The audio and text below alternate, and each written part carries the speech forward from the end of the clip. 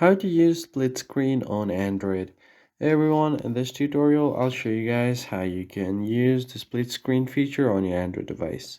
First thing first, you're going to have to go ahead and open a particular app.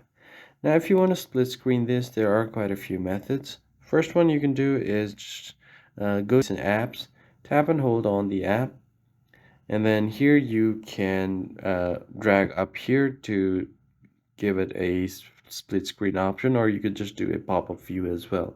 I'm going to drag it up here to split screen. Now I can choose any other app down here to use it on a split screen. So as you can see here, I've opened up the Play Store app, and right up above I have my WhatsApp.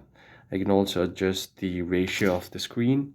So let's say if I want WhatsApp more on my screen, I'm going to do this.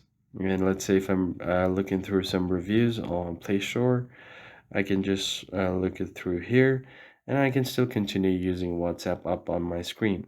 Now to exit full screen, you could just go ahead and completely drag one out of your screen, any one out, and then you should be able to exit out of the full screen split screen mode. I hope this tutorial was helpful. I'll catch you guys on the next one.